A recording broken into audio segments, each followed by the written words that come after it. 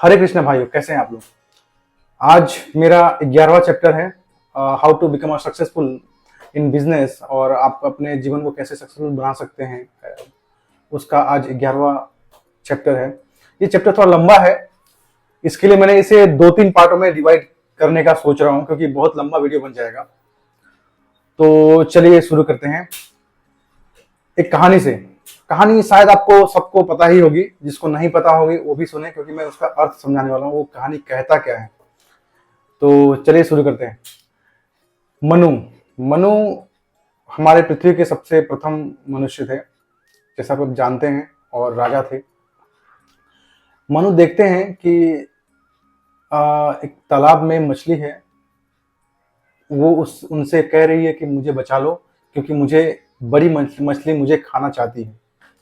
तो वो मछली को वो घर पे लेके आते हैं, एक बर्तन में रखते हैं, खाना देते हैं उसे। कुछ समय बाद वो खाना खा के बड़ी हो जाती है, फिर उसे दूसरे बर्तन में रखते हैं। कुछ दिनों पश्चात वो बर्तन से भी बड़ी हो जाती है, वो है ना। तो ऐसे ही चलता रहता है। ऐसे करते करते इतना बड़ी हो जाती है वो कि किसी भी बर्तन में वो आ ही नहीं पा रही थी। तब मनु को समझ में आया कि नहीं, इसे हमें समुद्र में छोड़ना चाहिए, क्योंकि वहां पे उसे खाना मिल सकता है और वो अपने आप को बड़ा कर सकती है। तो अंत में जाके मनु ने उसे छोड़ा समुद्र में, और समुद्र में छोड़ा तो वहां पे वर्षा होने लगी और वो मछली और बड़ी होने लगी। वर्षा होने के कारण जो समुद्र का पानी था वो पृथ्वी को निगलने लग गया, सब जगह पानी पानी हो गया। अब मनु को कुछ चीज बचा नहीं कि कहाँ वो कहाँ बचे, कहाँ ठहरे, कहाँ जाएं। तो अंत में जाके उन्होंने नाव बनाया और वो नाव पे बैठ गए, और वो नाव को पार करने के लिए, नाव को ले जाने के लिए, सही ले जाने के लिए, वो जो मछली को उन्होंने जो फेंका था, उन्होंने जो डाला था समुद्र में, वही मछली आती है और उनके नाव को एक पर्वत पे लेके जाती है, मेरू पर्वत पे लेके जाती है। तो ये कहानी से हम सीखते क्या हैं। ये कहानी बहुत सिंपल है। आप सोचते हैं कि भाई मछली हुई, बड़ी हो गई, वो हो गई, बड़ा होते गए, फिर समुद्र में डाल दिए, फिर वो आती है और उनको मेरे पर्वत पे लेके जाती है। लेकिन इसका ये अर्थ क्या है, आप इससे सीखे क्या। ये तो जादू जैसा हो गया ना। बट इससे इससे आपको समझ में क्या आया। देखिए, मैं पहले भी बोल चुका हूं कि पुराण जो है, पुराण हमें कहानियों के माध्यम से शिक्षा देते हैं। कहानियों के माध्यम से हमें कुछ मैसेज देने का ट्राई करते हैं, है ना। तो पुराण और इतिहास, इतिहास और पुराण दोनों अलग चीज हैं।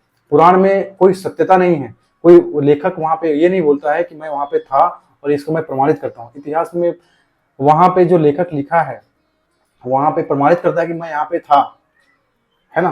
तो पुराण एक कहानियों का गुच्छा है, कहानियों का सीरीज है। उसको माध्यम से हम सीख सकते हैं।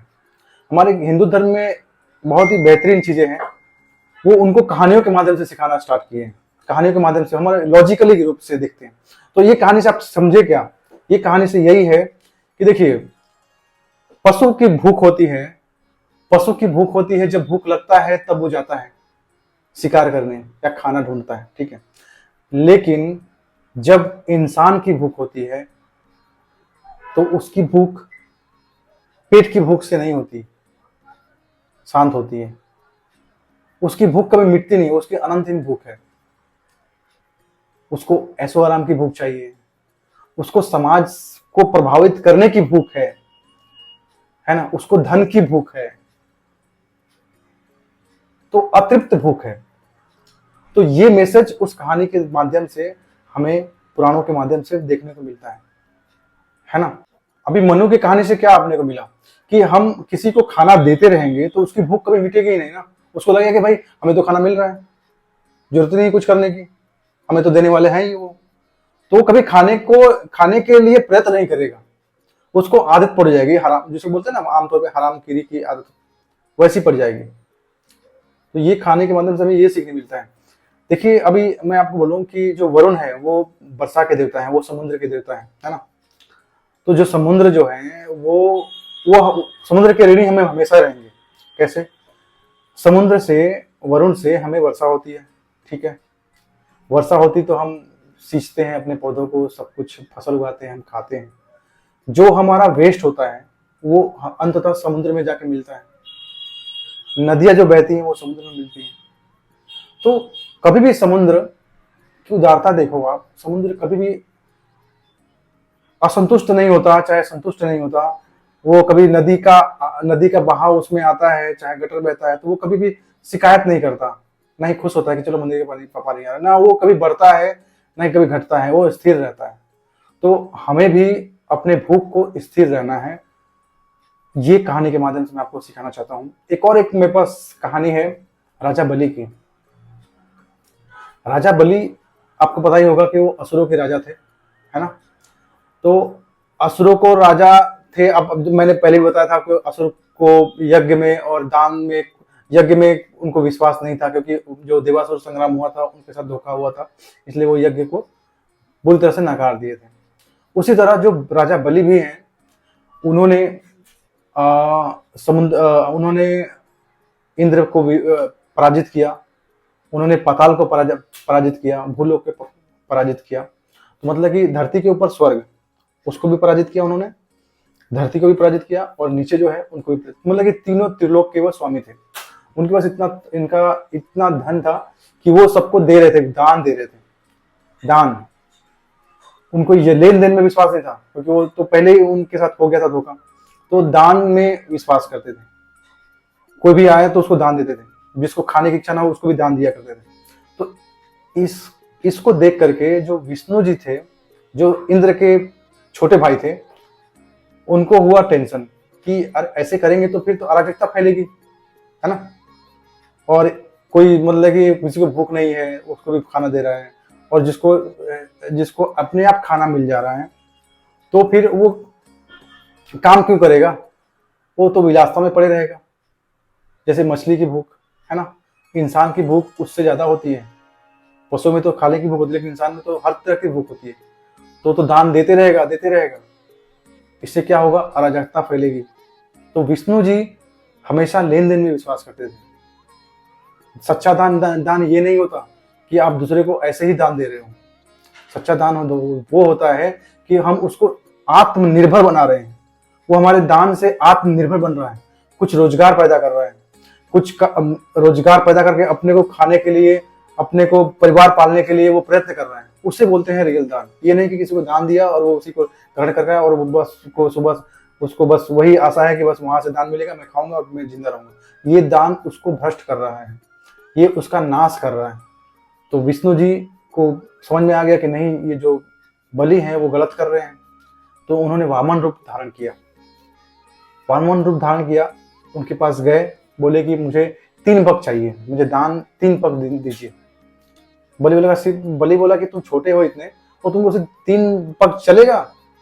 तो बोले वामन जी कि हाँ चलेगा, मुझे कोई प्रॉब्लम नहीं, आप दे सकते हैं, लेकिन आप ये बोलिए कि मैं आपका ऋणी नहीं हूं।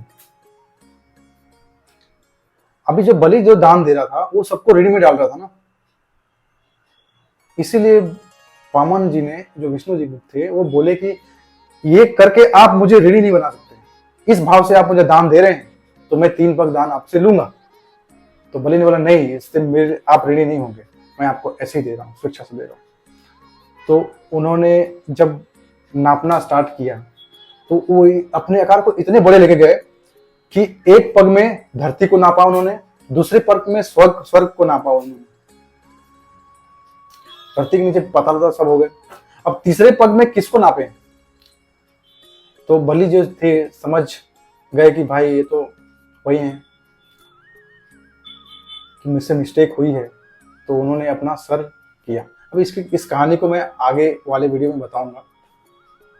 तो ये कहानी हमको क्या शिक्षा देती है कि हम अपना जो धन है वो सही तरह से डिस्ट्रीब्यूट कर रहे हैं कि नहीं कर रहे हैं, कि खाली ऐसे ही कर रहे हैं। हमारे धन से, हमारे जो धन अर्जित किया है उस धन से किसी का लाभ हो रहा है कि नहीं हो रहा है, या फिर हम किसी को हरामखोर बना रहे हैं, कामचोर बना रहे हैं, ये समझना जरूरी है। तो कोई आपका भाई है, मित्र है, उसे आदत मत बनाइए अपना धन दे करके उसको बिगाड़िए मत ना। अपने लड़के हो, चाहे कोई भी हो, परिवार का कोई भी हिस्सा हो, चाहे कोई भी इंसान हो, उसको आत्मनिर्भर बनाने का ट्राई कीजिए, अनायास ही देने का ट्राई मत करिए, नहीं तो वो एक दिन नष्ट हो जाएगा, आपके धन से ही नष्ट हो जाएगा, तो आप उसका नुकसान ही कर रहे हैं। लेन देन में विश्वास कीजिए, ना कि सिर्फ दान में। तो आशा करता हूँ ये छोटा सा वीडियो आपको पसंद आया होगा। नेक्स्ट वीडियो में मिलेंगे, तब तक के लिए हरे कृष्ण हरे राम।